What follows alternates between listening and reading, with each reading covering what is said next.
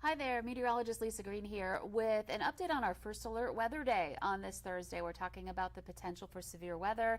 There's also some heat and humidity that's going to be a big impact for us for today as well. So let's get right to it. Let's take a look at what we're dealing with here as we are working our way in the forecast here into conditions that are going to be, here we go, there's the graphic I want, that are going to be getting a little tougher as the day goes on with the heat. But the forecast for the potential for severe weather, well, that's more likely for later tonight. What we've got going on here is that we're looking at conditions that are on the more unsettled side today with the heating that we're doing, but we are also going to be on the too hot side in some ways. What that means is that the cold front will not have arrived yet by the time we kind of reach peak heating. And so without that kind of driving force for us as we're working our way through the forecast for today, we really are only going to be experiencing that heat coming up for the daytime hours. It's not until the cold front arrives, which will be a little bit later tonight. So the timing isn't lining up for the heat and the front at the same time. So that means our chances for severe are a little bit lower, and the timing of storms is going to be a little bit later with the front arriving during that time later on. So kind of wanted to explain a couple of those changes here. So again, looking at storms holding off until later tonight, there is still the potential for some isolated hail and some damaging winds possible with that heat and humidity returning this afternoon. Okay, let's take a look at what's going on right now because we do have some thunderstorms in the valley. They are mainly in the northern valley. You can see here up by Grand Forks, points east there, some lightning and thunder. And then I'm also watching this area of cloud cover, a couple of cells starting or trying to get going there too. So there is that chance for some isolated storms. I'm going to take a closer view on our radar. And you can see around Grand Forks, there's a little bit of rain, a little thunderstorm activity going on there. And that is something I am going to continue to track for you here. So I actually want to take a look at our UND Skycam in Grand Forks. And you can actually see it's pretty dark there on top of the aerospace building there at the University of North Dakota. So some clouds, looks like on the left-hand side of the screen, looking darker there with some heavier rain going on in that area. So let's get back to our radar. You can see Grand Forks stretching back through northern Polk County and over toward Thief River Falls, seeing some rain and thunder, but this is not severe. This is just some heavy rain, some thunder coming down, and some conditions that are going to be just more unsettled here for today as we continue on. So behind me, we're going to be looking at our temperatures. We're heating up. We're getting into some upper 70s. Now we're at 79 degrees in Fargo and in Grand Forks. That was at the top of the hour. Likely will be in our 80s by the time we get into the 11 o'clock hour this afternoon.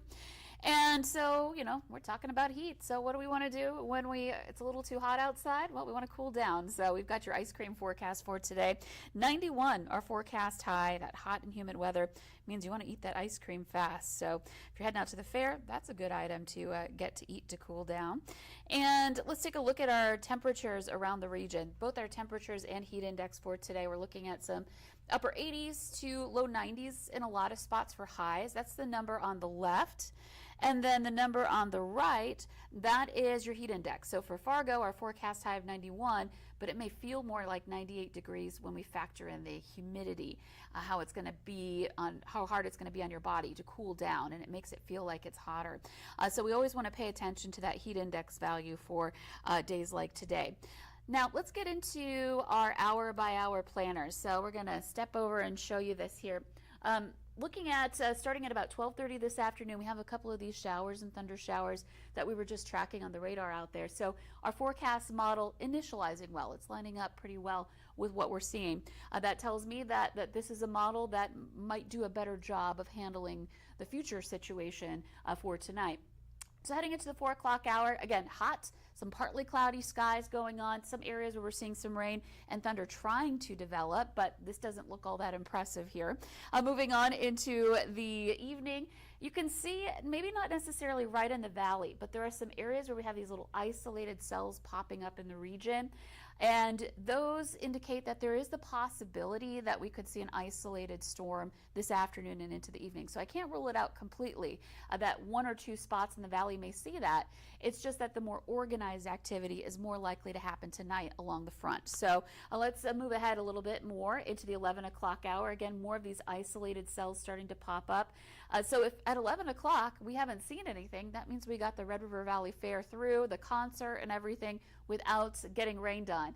It's not something I would count on, be ready for rain, but I'm hopeful we'll be able to enjoy the Kane Brown concert tonight and plans out at the fair as well before the rain and thunder moves in.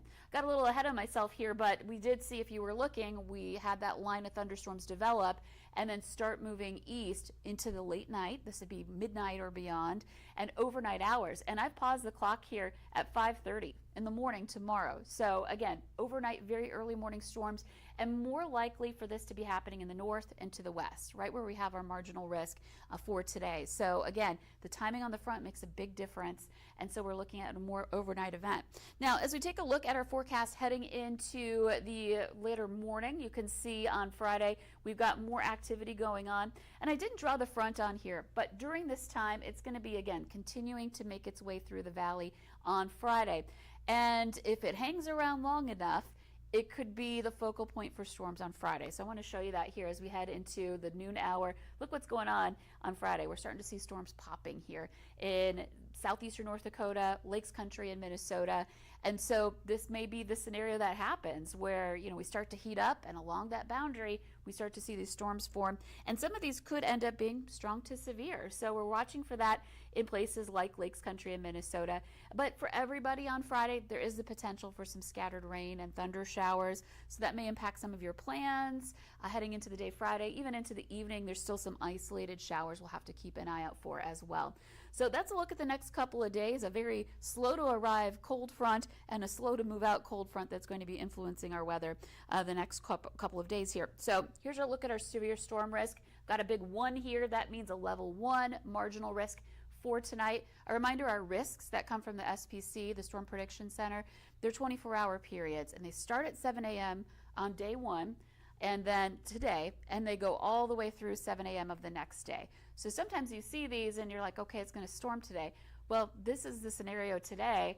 It's more likely to be overnight that we'll be seeing that happen, just like we saw in our forecast model, Northern Valley and out to the west.